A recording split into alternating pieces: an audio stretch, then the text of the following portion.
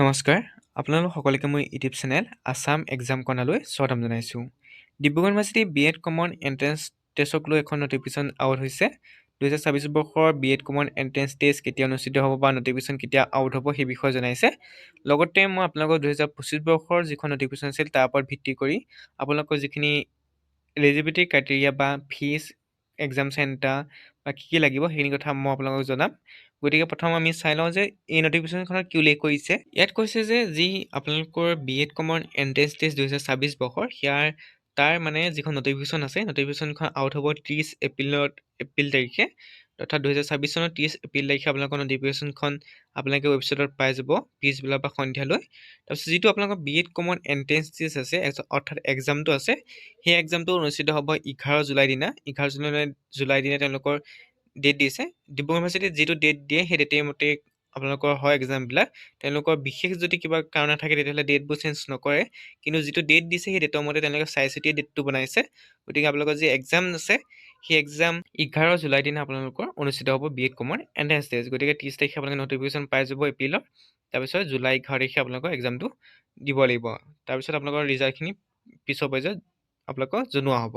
গতিকে আমি যিখন নটিফিকেশ্যন আছিল 2025 বৰ্ষৰ সেই নটিফিকেশ্যনখন চাম, তাত কি কি উল্লেখ কৰা আছে। এইখন হৈছে যোৱা বছৰ নটিফিকেশ্যনখন। যোৱাবাৰ যি এক্সাম আছিলে সেয়া 12 জুলাই দিনা অনুষ্ঠিত হৈছিলে। এইবুলি আপোনালোকৰ 11 তাৰিখে অনুষ্ঠিত হ'ব 2026 চনৰ। 2025 চনত আপোনালোকৰ 12 জুলাই দিনা হৈছিলে। ইয়াত যদি আমি যিটো এলিজিবিলিটি ক্ৰাইটেৰিয়াটো চাওঁ, তাত আপোনালোকক উল্লেখ কৰিছে যে 50% মাৰ্কছ থাকিব লাগিব বেচেলৰ ডিগ্ৰীত বা মাষ্টাৰ ডিগ্ৰীত বা আপোনালোকৰ যিকোনো ফিল্ডত 50% মাৰ্কছ থাকিব লাগিব আপোনালোকৰ জেনেৰেল কেণ্ডিডেটৰ কাৰণে। তাৰপিছত ছায়েন্স আৰু মেথমেটিক্স অৰ্থাৎ মেথমেটিক্স লোৱাসকলে 55% মাৰ্কছ থাকিব লাগিব, তেতিয়াহে এক্সামত অৱতীৰ্ণ হ'ব পাৰিব। অৰ্থাৎ আপোনালোকৰ যিটো গ্ৰেড পইণ্ট আছে, ধৰি লওক আপোনাৰ CBCS পঢ়িছে, তেতিয়াহ'লে গ্ৰেড পইণ্ট আপোনালোকৰ 5 পইণ্ট বা হ'ব লাগিব বা 5.5 মান হ'ব লাগিব। এইটো আপোনালোকৰ জেনেৰেল কেণ্ডিডেটৰ কাৰণে। আৰু বাকী সকলোৰ কাৰণে আপোনালোকৰ থাকিব ৰিলেক্সেশ্যন 5 মাৰ্কছ, অৰ্থাৎ 45% পালেই হৈ যাব আপোনালোকৰ SC ST কাৰণে।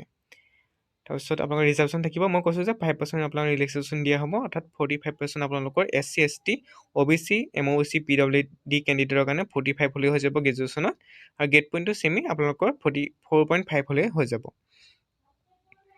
তাৰপিছত আহিলে আপোনালোকৰ মই ইতিমধ্যে যোৱাবাৰ অনলাইন আবেদন 5 তাৰিখৰ পৰা হৈছিলে, 5 মে'ৰ পৰা হৈছিলে, কিন্তু এইবুলিও আপোনালোকৰ ছেমি হ'ব।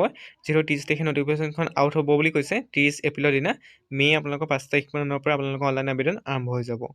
যোৱা বছৰো তেনেকৈ হৈছিলে, গতিকে এই বছৰো তেনেকৈ আৰম্ভ হ'ব। তাৰপিছত যোৱাবাৰ যিটো পে'মেণ্ট আছিলে সেই পে'মেণ্টটো আপোনালোকৰ 1000 আছিলে। 1000 আপোনালোকে পে'মেণ্ট কৰিবলগীয়া হৈছিলে। এইবুলিও পে'মেণ্ট আপোনালোকৰ 1000 বা 100-200 টকা হয়তো বাঢ়িব পাৰে, নহ'লে 1000 আপোনালোকৰ থাকিব। তাৰপিছত আহিলে আপোনালোকৰ এইখিনি আপোনালোকৰ নাই। টেষ্ট ক'ত এক্সামটো আপোনালোকে দিব পাৰিব। ডিব্ৰুগড়, যোৰহাট, গোলাঘাট, লখিমপুৰ, ধেমাজি, তিনিচুকীয়া, ঢকুৱাখানা, শিৱসাগৰ, এইকেইটা হৈছে ডিষ্ট্ৰিক্টকেইটা। এই ডিষ্ট্ৰিক্টৰ ভিতৰতে দুখন কলেজ বা ইউনিভাৰ্চিটি দি দিয়ে। তাতে আপোনালোকে ধৰি লওক যোৰহাটৰ যেনেকৈ JB কলেজ এতিয়া ইউনিভাৰ্চিটি হ'ল, আৰু DCB গাৰ্লছ কলেজ তেনেকৈ আপোনালোক দি দিব। তাৰপিছত তেনেকৈ ডিব্ৰুগড় ইউনিভাৰ্চিটি তেনেকৈ আপোনালোক দুখনমান দি দিয়ে হয়তো, তাতে আপোনালোকে এক্সামটো দিব লাগিব।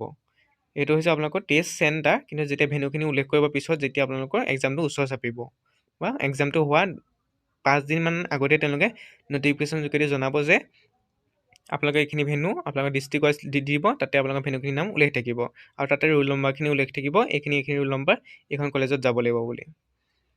তাৰপৰা ডকুমেণ্ট একো নালাগে। ডকুমেণ্ট আকৌ পাছপোৰ্ট চাইজ ফটোগ্ৰাফ আৰু ছিগনেচাৰ কেণ্ডিডেট হ'লেই হৈ যায়। প্ৰত্যেকবাৰ এইটোৱে বিচাৰে, ফটোগ্ৰাফ আৰু কেণ্ডিডেটৰ ছিগনেচাৰ, বাকী একো ডকুমেণ্ট আপলোড কৰিব নালাগে। যোৱাবাৰ আপোনালোকৰ কৈছোঁ এক্সাম হৈছিলে 12 জুলাই দিনা, আৰু ৰিজাল্টটো আপোনালোকৰ 22 তাৰিখৰ ভিতৰত দিয়া কথা আছিল, কিন্তু 22 তাৰিখ বুলি কৈছে, কিন্তু তাৰ আগতে দিলে, অৰ্থাৎ 20 তাৰিখ মানে 18 তাৰিখ মানে আপোনালোকৰ এক্সামটো ৰিজাল্টটো দিয়ে দিলে Dibrugarh university B Ed common entrance টেষ্টৰ। গতিকে এইবুলিও আপোনালোকৰ জুলাইতে আপোনালোকৰ ৰিজাল্টটো আহি যাব। গতিকে এইখিনি আপোনালোকক মই জনাই দিলোঁ। গতিকে আপোনালোকৰ যেতিয়া 30 এপ্ৰিলৰ দিনা নটিফিকেশ্যনখন আউট হ'ব সেইদিনা মই আপোনালোকক সেই বিষয়ে জনাই দিম।